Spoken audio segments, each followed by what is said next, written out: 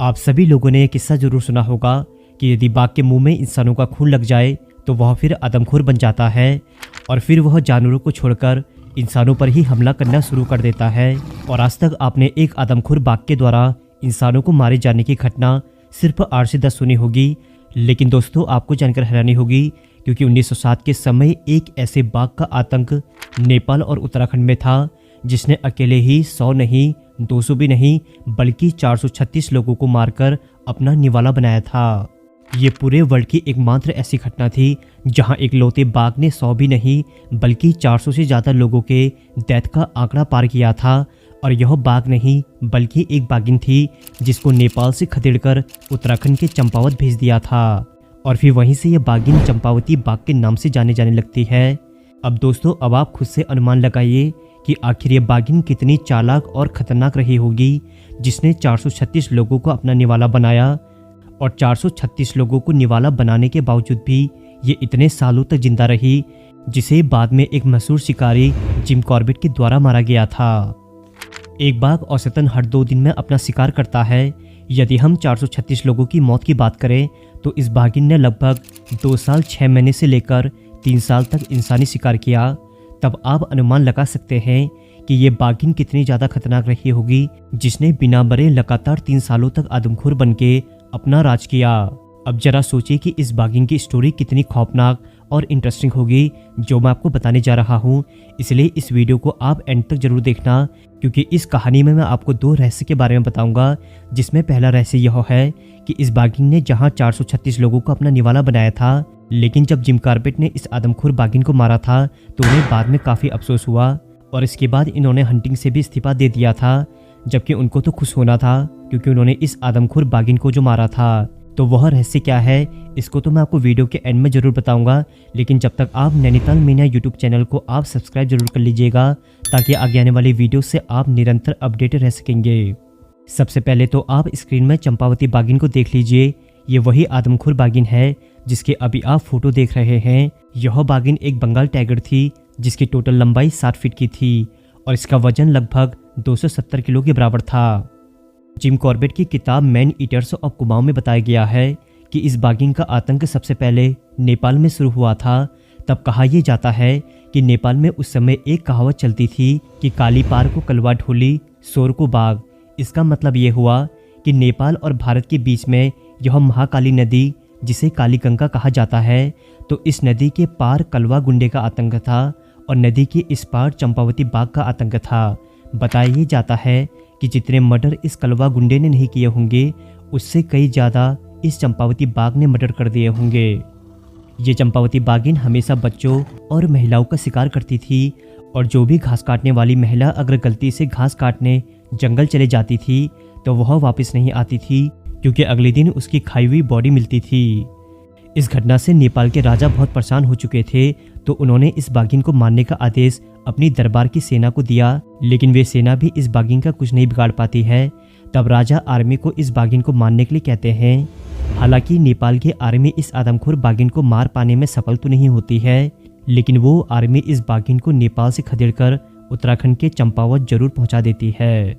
चंपावत आने से पहले इस बाघिन ने नेपाल में करीब 207 लोगों को मारा होता है, लेकिन उत्तराखंड के चंपावत पहुंचकर यह बाघिन 256 लोगों को मार देती है।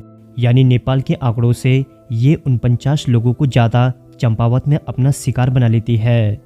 उस समय चंपावत के लोग नेपाल के राजा को गाली भी देते हैं क्योंकि उन्हीं की वजह से यह बाघिन नेपाल से चंपावत आ चुकी थी, जिसने चंपावत में कई सारे मासूमों, औरतों और बच्चों की जानें ली थी। उस समय संपूर्ण उत्तराखंड में ब्रिटिश शासन था। तब बार बार इस आदमखोर बाघ के हमले से बचने के लिए ब्रिटिश सरकार नैनीताल में अपना टेलीग्राम भेजती है क्योंकि उन्हें नैनीताल के हंटर जिम कॉर्बेट को बुलाना था ताकि वे इस खतरनाक आदमखोर बाघ को मार सके। जब जिम कॉर्बेट नैनीताल से निकलकर चंपावत के पाली गांव पहुंचते हैं तो वे हैरान थे क्योंकि लोगों में इस बाघिन का खौफ इतना ज़्यादा बना हुआ था कि अधिकांश लोगों ने दिन में ही अपने घरों की खिड़कियाँ और दरवाजे बंद करी थी। जिम कॉर्बेट लोगों से सारी बातें सुनने के बाद फिर ब्रिटिश सरकार से कहता है कि इस बाघिन को मारने का जो भी आपने प्राइस रखा है वो कृपया करके हटा दिया जाए ताकि कहीं लालच में आकर नौसिखिए अपनी जान न गवा बैठें। और दूसरी बात, वे खुद ही अकेले जाकर इस बाघिन को मारेंगे।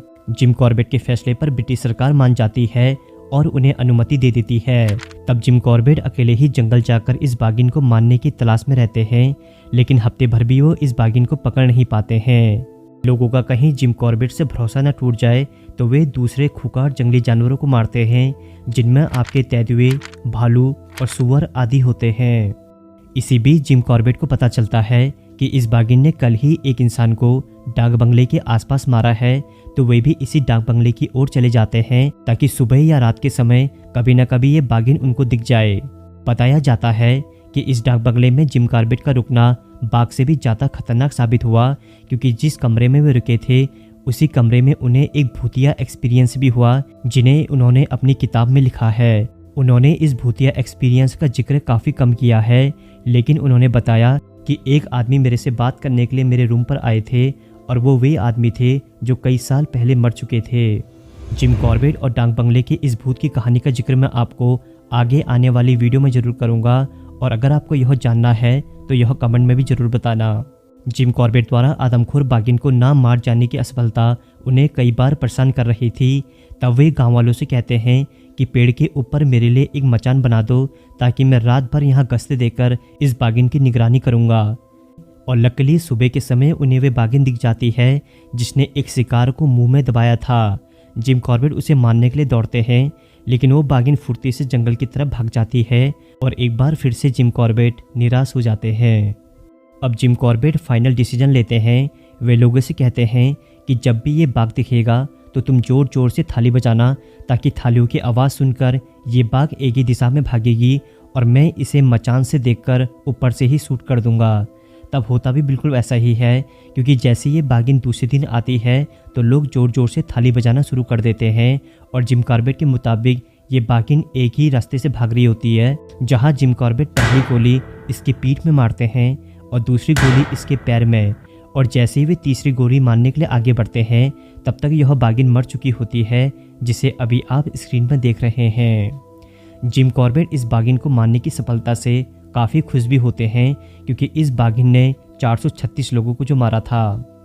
बाघिन के मर जाने के बाद जैसे ही वे इस बाघिन का चेकअप करते हैं तो उन्हें बड़ा बुरा लगता है, क्योंकि उन्हें बुरा इसलिए लगता है क्योंकि चेकअप के बाद उन्हें ये पता चलता है कि यह बाघिन इंसानों का मर्डर इसलिए कर रही थी क्योंकि इसका दायां दांत टूटा हुआ था और दूसरी तरफ का जबड़ा टूटा हुआ था, क्योंकि इस बाघिन को पहले भी गोली लगी थी। इसलिए कमज़ोर होने के कारण किसी दूसरे जानवर को शिकार नहीं बना पाती थी, इसलिए मजबूरन में इंसानों को ही मारने लगी थी, क्योंकि इसको यह पता चल गया था कि इंसान को मारना सबसे ज़्यादा आसान शिकार होता है। इसलिए जानवरों को छोड़कर अपना पेट भरने के लिए इंसानों को ही मारती थी। इस आदमखोर बाघ को मारने के बाद फिर जिम कॉर्बेट को इतना अफसोस होता है कि वे हंटिंग वाली जॉब से इस्तीफा दे देते हैं। फिर वे कॉन्ट्रैक्ट बेस में ही काम करते थे और सिर्फ आदमखोर जानवरों को ही मारते थे। तो दोस्तों, चंपावती बाघ, जिसे डेविल ऑफ चंपावत के नाम से जाना जाता है, जिसने 436 लोगों की जान ली थी, और तब से लेकर आज तक बाघों के द्वारा इंसानों को सबसे ज़्यादा मार मारने वाली इस चंपावती बाघ का record Guinness of book world record में किया गया। तो दोस्तों, इस चंपावती बाघिन की वीडियो को आप शेयर जरूर करें ताकि लोगों को पता चल सके कि जिस बाघिन ने 436 लोगों को मारा था, आज उसका world record Guinness of book में है।